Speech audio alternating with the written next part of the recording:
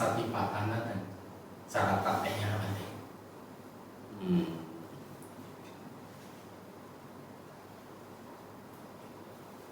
Terlalu panjang. Bagi beberapa sesi nanti ya.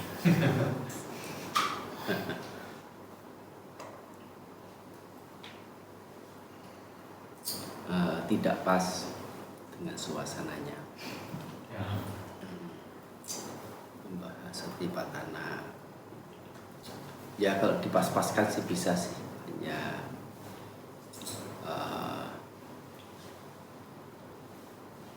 perlu apa ya? Perhatian yang khusus gitulah ya dalam rentang waktu yang lumayan.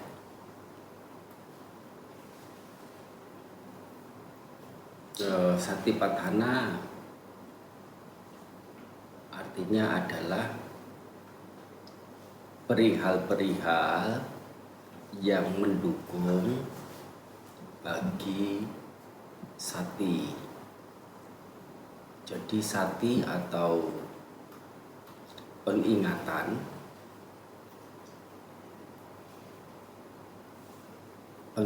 di sini tidak lain adalah hal-hal yang telah diketahui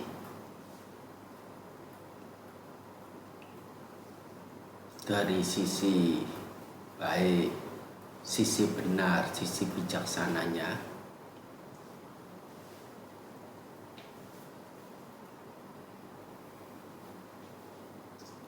dalam kemudian digunakan untuk melihat objek-objek yang tampak melalui keenam pintu indera. Jadi satipatthana ini ada dua sisi hal. Satu keberadaan sati dan satu lagi adalah keberadaan objek. Sati saja yang muncul, ada pengingatan tanpa ada objek yang diarah dituju, juga menjadi berupa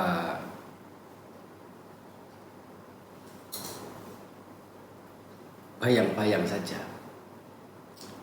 Tetapi ada objek tanpa sati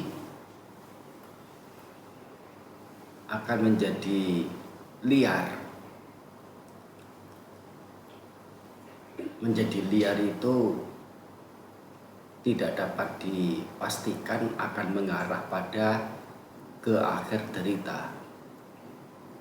Justru alih-alih adalah menambah penderitaan.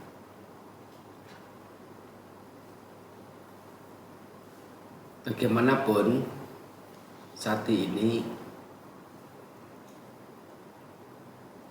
masih ada dua hal yang mendukung. Satu adalah daya upaya atau semangat. Selain sati ini ada semangat juga satu. Punya semangat, punya wirya, punya,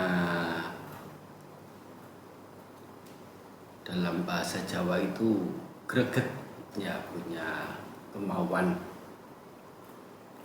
punya semangat. Dan satu hal lagi yang tidak kalah pentingnya adalah punya kebijaksanaan, yaitu punya pengetahuan yang sudah ada di dalam hati.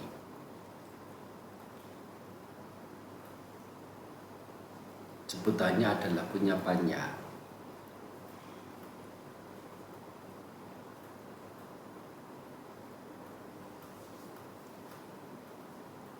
Panya di sini maksudnya apa? Panya di sini maksudnya adalah 4 kebenaran Arya.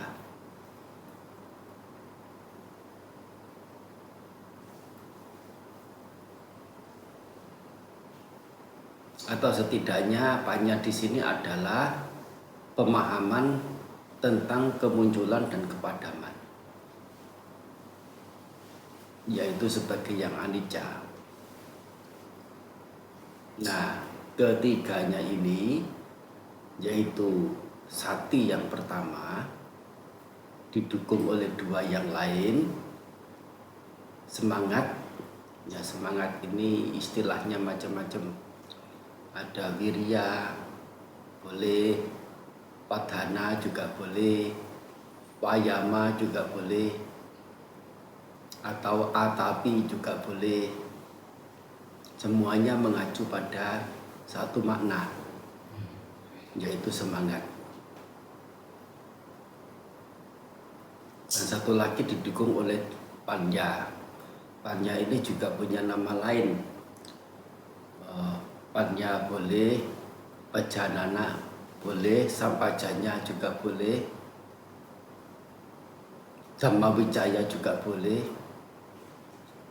wimangsa juga boleh, ya, wicakkhana juga boleh, ya.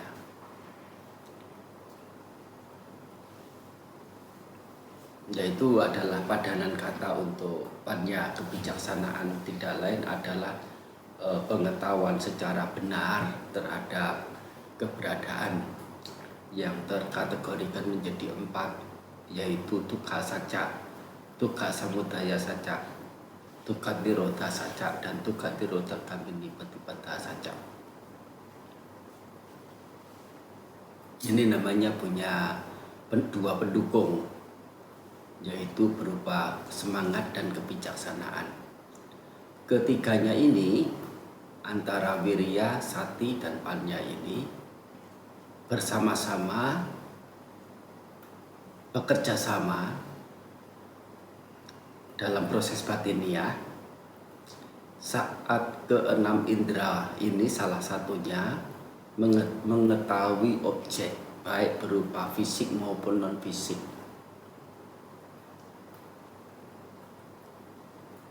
Ini adalah inti dari Satipatthana, dan semuanya itu ditujukan demi apa?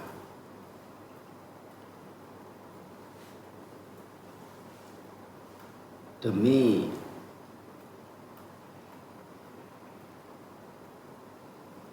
tersingkirnya kesedihan dan ratap tangis, demi tersingkirnya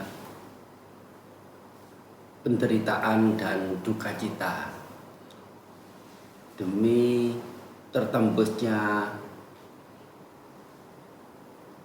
sang jalan, dan demi perealisasian nibbana, di mana ketika ketiga hal tersebut, yaitu kerjasama antara sati, wirya, dan panya ini dalam melihat objek, jika ketiganya ini bisa bekerja dengan baik, tanda-tandanya adalah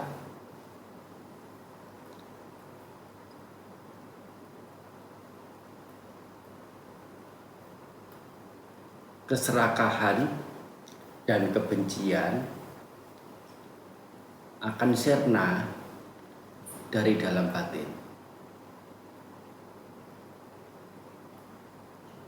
Sebutannya adalah windeya loke abijja domanassa.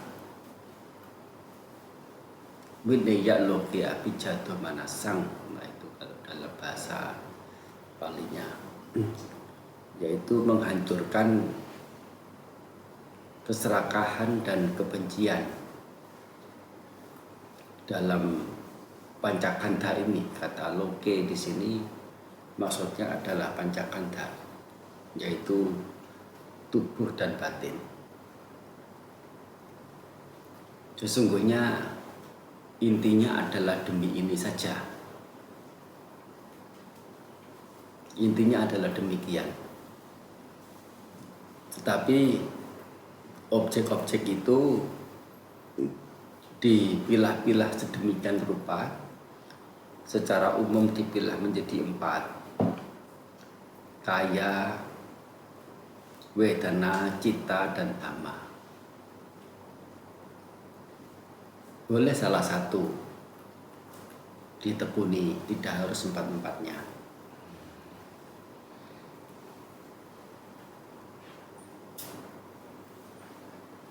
Dikatakan hanya kaya nupasana juga bisa menembus, mencapai selesainya derita. Tidak harus ke 4-4-nya.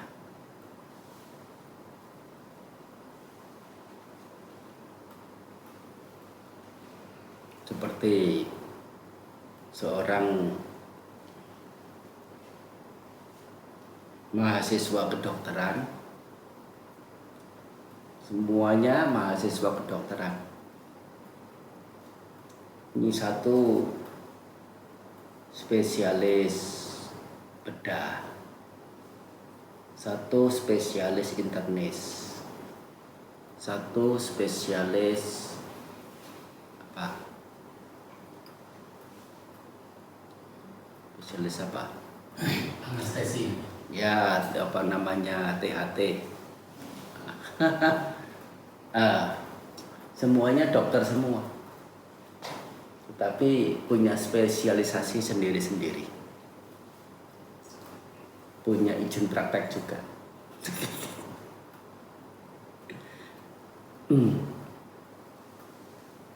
Mengerti tentang bagaimana menyembuhkan sakit sama-sama keempatnya, tetapi punya spesialisasi sendiri-sendiri.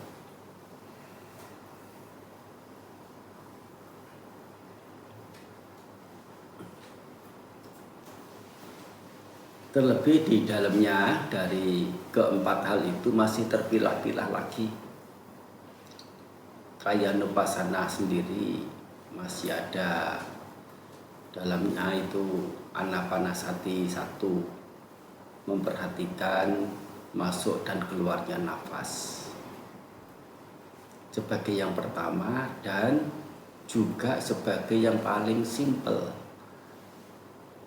Mengapa dikatakan paling simpel? Oleh karena selain kaya nupasana itu paling simpel di antara anupasana yang lain, anapanasati adalah yang paling simpel di antara kaya nupasana yang lain. Kaya nupasana ada anapanasati, ada iriyapatha, ada sampajanya, ada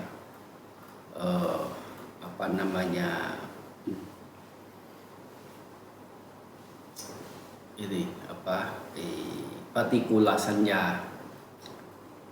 ada dhatu, ya, ada juga 9 nawasiwatika, masih ada yang lain banyak. Jadi anapanasati merupakan salah satu saja dari kaya nupasana dan terhitung yang paling simpel. Sehingga anapanasati ini sering dipakai sebagai patokan, sebagai landasan atau sebagai awalan orang dalam mengembangkan meditasi. Bagaimanapun, sebagaimana yang di awal disampaikan, sati yang didukung oleh 2 sekutunya, yaitu wirya dan panya ini, tanpa adanya objek itu hanya akan menjadi angan-angan, bayang-bayang. Hanya ada di pemikiran, hanya ada berupa filosofisnya. Perlu adanya objek. Tetapi objek sendiri ada tanpa adanya sati, yaitu sati di sini dimaksudkan sudah ada kedua pendukungnya, yaitu apa? Wirya, semangat, dan panya, kebijaksanaan. Kebijaksanaan ini apa? Sekali lagi adalah udaya baya, melihat kemunculan dan kepadaman, atau menembus 4 kebenaran Arya itu. Sehingga tanpa adanya ketiga hal ini, yaitu sati, wirya, dan panja, hanya objeknya yang diperhatikan, objek nafas, nafas masuk diperhatikan, nafas keluar diperhatikan, nafas masuk diperhatikan, nafas keluar diperhatikan, tanpa penyertaan tiga hal, sati, wirya, dan panja.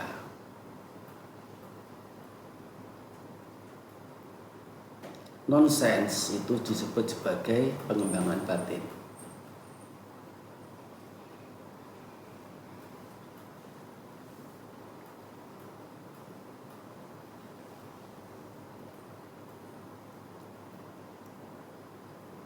Ini ada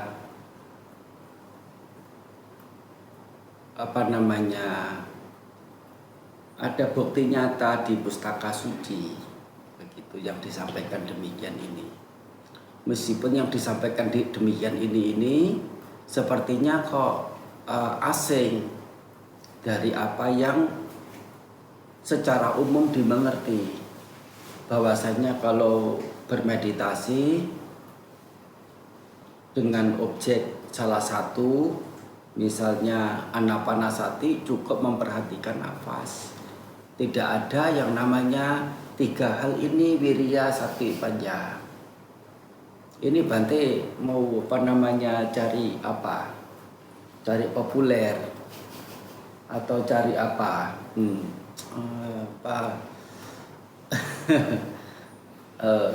Atau itu berbicara yang eksklusif, beda dari yang lain, cara praktek yang beda dari yang lain.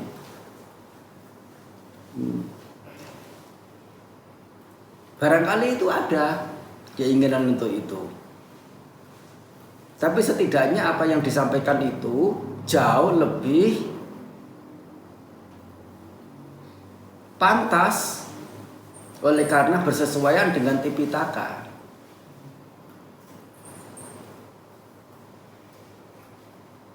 Dan yang mengajarkan, termasuk yang mempraktekkan, yang namanya anapanasati sebatas bisa memperhatikan nafas masuk dan keluar. Jika berjalan sebatas memperhatikan pergerakan kaki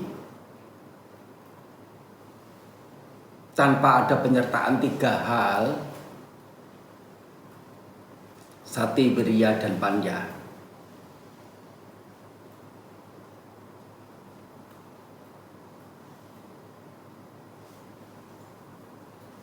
Saya tidak yakin itu masih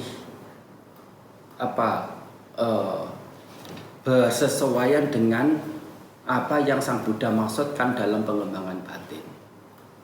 Dan kalau memang tidak terima, ya silahkan menelusuri sendiri di pustaka suci Tipitakanya.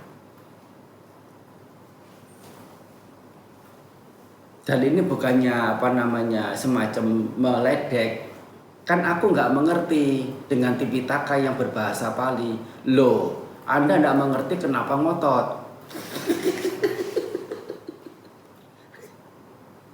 Nah ini, jadi objeknya apa saja itu variatif ya.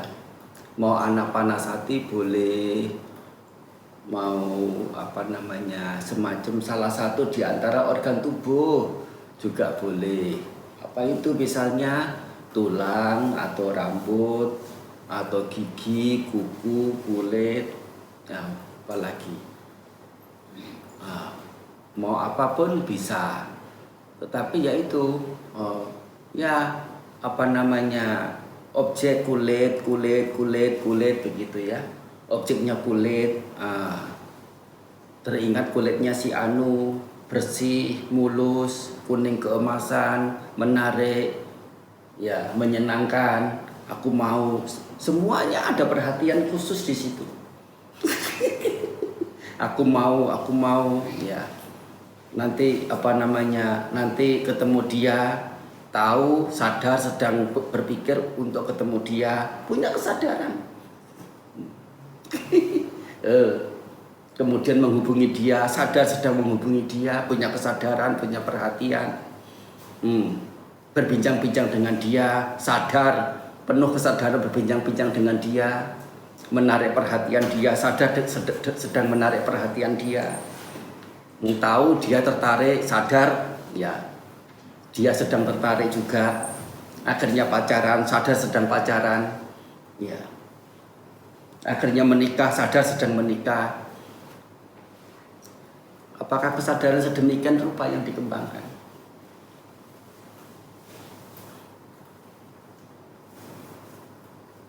Apa maksud kesadaran di sana? Kita setelah salah terkicau oleh peristilahan dengan ya mengarah ke hal yang sama sekali tidak ada kaitannya dengan pengikisan pengotor-pengotor batin loba dosa moha yang menjadi inti dari ajaran Sang Buddha.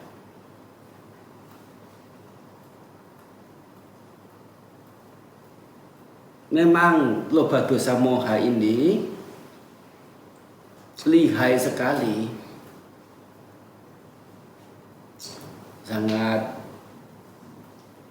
sangat piawai dengan memutar balik kebenaran. Maksudnya adalah bagaimana aku ini masih bisa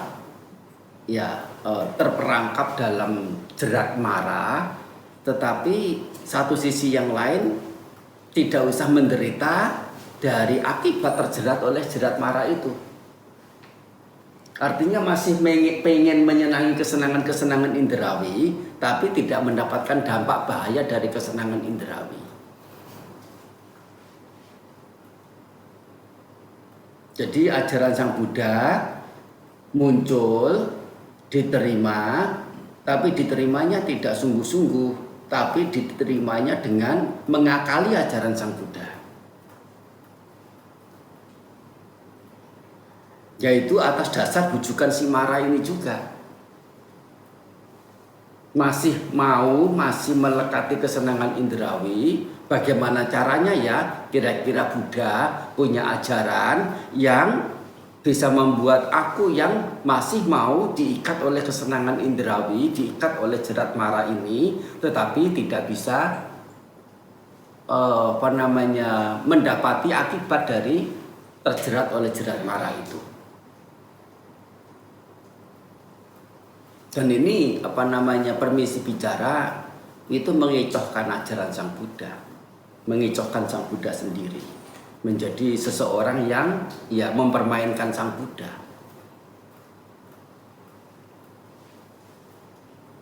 Ya, kata-kata ini mestinya sih lumayan keras ya.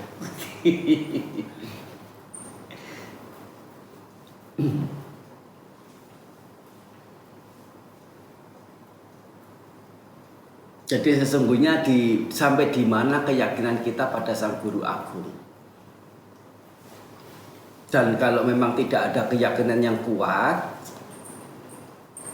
sesungguhnya manfaat apa juga kita dari hadirnya Sang Buddha atau menghadirkan Sang Buddha ke dalam diri kita. Dan itu semuanya adalah menjadi buang-buang waktu kita. Kalau memang tidak punya penghargaan yang secara sesungguhnya, ya sudahlah dengan jantan, dengan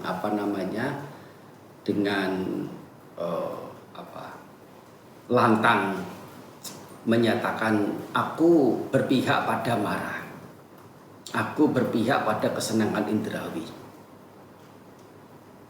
aku tidak setuju dengan ajaran Buddha. Selesai sudah.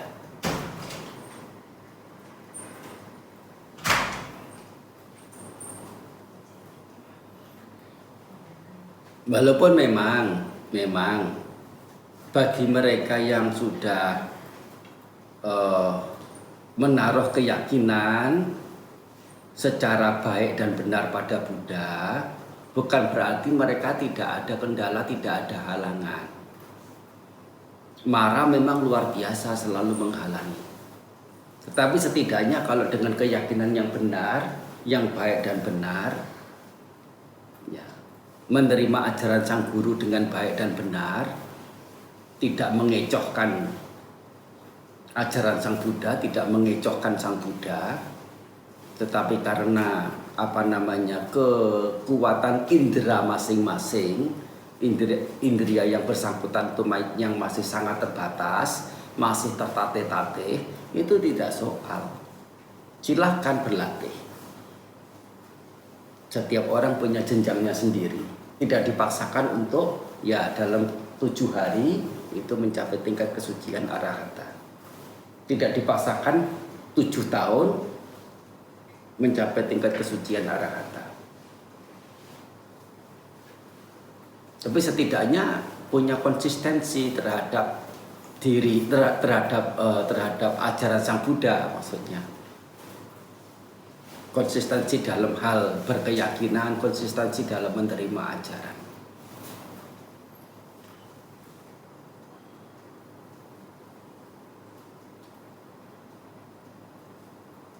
Yaitu salah satu dari sisi Satipatthana ya. Ya ini Pak, itu bisa berlanjut nanti di kesempatan mendatang. Luar biasa tadi. Sapitiyo viwajantu sabarogo vinasatu mate bhavatwantarayo sukiti gayuko bhawa abhiwadana silisani cambuddha bajayino cattaro dhamma vadhanti ayuwanno sukhang balang